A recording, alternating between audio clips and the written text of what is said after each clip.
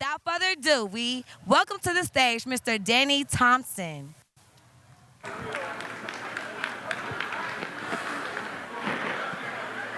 What's happening, everybody? How are you? I'm Danny Thompson. I'm excited to be here at RenderATL. One of the cool things about this, I was invited a couple months ago, and the initiative, the whole idea, everything about it really got me excited.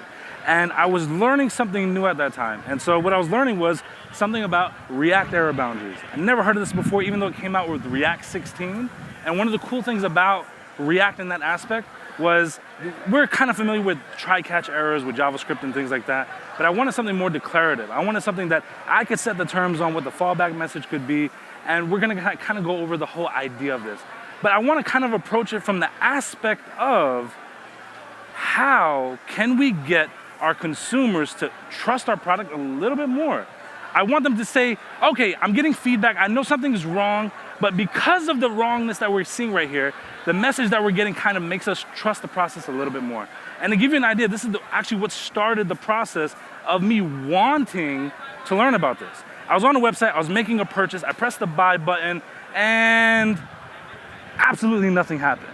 So when nothing happened, I said, where's the feedback here? Why isn't it going? So I pressed the buy button again, kind of like what any consumer would do, and nothing still happened. So of course, because I have this Harry Potter level, magician level skills now at being a developer, I opened up my console, I opened up the network tab, and I saw they were getting a 500 error. I said, well, with them getting this error, of course, something has to be wrong, right? But why don't I know that? Why am I not being told, uh-oh, something went wrong, or we're working on this, some kind of feedback, some information. And so that's when I started going down the loophole, like, well, we did a try-catch error, you catch this error here, but we'd have to set it up for almost every single scenario. What could we do that would be different? So I started finding about React error boundaries. And to give you an idea about me, I'm Danny Thompson. I've been known to run my mouth a little bit on social media, so you may know me from that. But if you don't know me from that, hopefully today you can follow me at all the slides. You'll see my handle in the corner on all social media platforms as DThompsonDev. I've helped over 700 people land their first jobs in tech. If you don't know anything about me, I spent over 11 years of my life working at gas stations, frying chicken. It's all I knew how to do for a long time.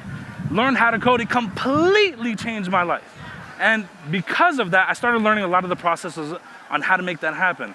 One big aspect of me learning how to code, honestly, not just the learning aspect, but it was the communities that I started surrounding myself with. If you are learning how to code right now and you're kind of confused, you're daunted, you're nervous, please find yourself a community. There's some amazing communities out there. Some shout outs, there's the GDG program, which is phenomenal. There's groups all over the world at this point. There's the Code Connector community, which I'm a huge fan of course. And if you want to find yourself, they're all virtual at this point, so you can kind of join them, hang out, meet some developers. And by learning this process, I said, let me help others do the exact same thing. I've now helped well over 700 people learn how to land the first jobs in tech in the last 2 years alone. I do a lot of one-on-one talks, or we have an entire community. We have a great Discord community, and that Discord right now is almost 10,000 developers and growing. We have everyone from people writing their first line of code to FANG-level developers donating their time to hang out and help others. So if you want to be a part of that, the link is in my Twitter bio. More than happy for you to come kind of hang out with us. Also, I'm a full-stack developer at a company called Front Door. I'm not here representing the company, but we're hiring a bunch of people, so if you're a developer with some experience, you want to switch over, come check us out, frontdoor.jobs. You'll find all remote positions. We're a virtual first company, so you may find an opportunity that fits your needs. All right, so here, the real reason why I'm here, to be honest, it was under the guise. I'm here to talk to you about your car's extended warranty, okay? You thought you could hang up the phone on me, you thought you could ignore my calls. I'm here to get some deals done today. In reality, not really. But I thought that was hilarious. So here's the thing, how can you build more trust with consumers? One of the big ideas here with React error boundaries is if something goes wrong, something that you really didn't account for, something that you didn't really anticipate, you can have a fallback error message. And the way this works is you're gonna have a error boundary component and you wrap it around all your components. So if something goes wrong, right, we're giving the user some feedback instead of breaking the entire componentry. So what are we talking about here? React error boundaries. Error boundaries save you from crashes, and here's how we're gonna use it. So essentially, I wanna walk you through the basics of this. There's so much that you can do with this. There's so many areas that you can jump in. You can also add like suspense and other items like that, but we're not gonna get too far into this. To be honest, I'm sweating hard. Y'all only been up here for a couple minutes. I'm sweating hard. So we're not gonna go into a huge talk about this today, but I'm sure we're gonna do like an online workshop to really kind of get you things going. But this should really get you started on the whole idea of what you can do here. One big shout out is to a buddy of mine, Thomas Finley. He's actually the person that set me down this path, but he's also the one that gave me the idea to do this as a talk instead of just me learning this. And it's kind of when I started realizing I need to do more learning in public. I do a lot of talks where it's soft skills or career focused. I don't do a ton of tech talks, and I was like, this could be a really good idea. Instead of me just learning it, I can share it with others as well. And I implore you to do the same thing. If you've learned something, share it. You never know who could benefit off of it. Some person could be learning something a week from now, and you can have that little edge that may be the difference of them knowing something to not knowing anything at all. All right, so what are error boundaries? Error boundaries are React components that catch JavaScript errors anywhere in their child component tree and display a fallback UI instead of unmounting all of the components. The big idea here is if something goes wrong in your application, it's gonna unmount everything. So one component breaking isn't necessarily that one feature breaking. It could literally unmount everything in that component tree and show you a blank page. We want to completely avoid that. So one way that we're doing this is through the use of error boundaries. And so to give you an idea, here's an app. It's not super clear on this, unfortunately, but I made a basic banking application.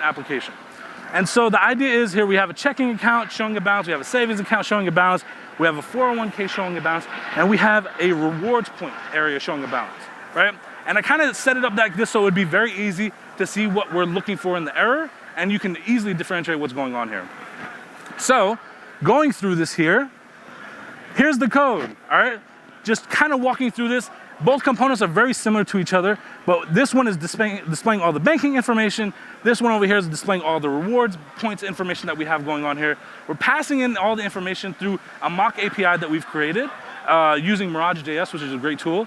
And through this component, we're mapping that information. So the idea is, if the array has the information, it's mapping it through. If it doesn't have the information, or perhaps we're passing in, let's say a 500 error, it would completely break things.